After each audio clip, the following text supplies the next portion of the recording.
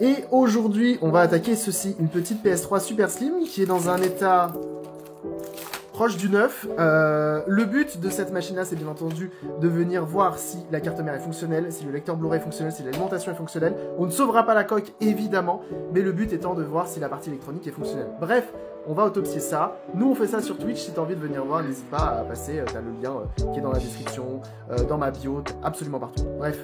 Donc, on a ouvert la console, on a viré tout ce vieux scotch. Avec la chance qu'on a, il y avait juste la nappe ici qui était débranchée. On peut voir qu'il y a de la poussière et qu'elle n'a pas été démontée plus que ça. Quand je la branche, on voit qu'il y a la petite LED ici. On va essayer de la démarrer avec la manette parce que c'est possible. Et qu'est-ce que ça dit? Attention, ça n'a pas l'air de fonctionner. Donc, je vais essayer de forcer avec un petit tournevis pour voir parce que le bouton a été complètement arraché. Je vais essayer de forcer avec un tournevis et on va voir ce que ça donne. Et donc en utilisant ma petite pince, elle vient de démarrer. Attention, est-ce qu'on va avoir quelque chose sur l'écran? Pour l'instant, ça n'a pas l'air bon signe. Ah,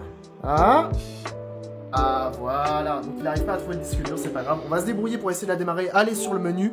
Et on viendra faire les tests du lecteur Blu-ray. Parce que ça serait cool de savoir s'il fonctionne. Et on peut voir que le petit interrupteur pour détecter la fermeture du capot est complètement arraché. Donc pareil, il va falloir qu'on voit pour potentiellement le remplacer. Bref, on continue tout ça. C'est parti. Bon, bah finalement, après quelques petites manipulations, elle est 100% fonctionnelle. Enfin, 100% fonctionnelle, c'est pas vrai. Elle démarre, elle fonctionne, mais elle a le lecteur qui est complètement mort. Et ça, c'est pas grave, parce que j'en ai pas besoin. Celle-ci, elle me servira d'un projet de PS3 nomade qui fonctionnera sur batterie avec écran intégré. Bref, la coque est morte. Le lecteur est mort, mais c'est pas grave pour nous, ça nous servira quand même. Donc voilà, c'est pas parce qu'elle est dans un état déplorable que la console n'est pas fonctionnelle. Voilou. Si tu veux nous retrouver sur Twitch pour voir comment on a vraiment autopsié, parce que ça s'est pas fait en un claquement de doigts, l'autopsie de tout ça, on a quand même essayé de faire fonctionner le lecteur, et bah tu peux nous retrouver sur Twitch et tu auras le contenu de bout en bout. Bref, des bisous et à très vite sur Twitch.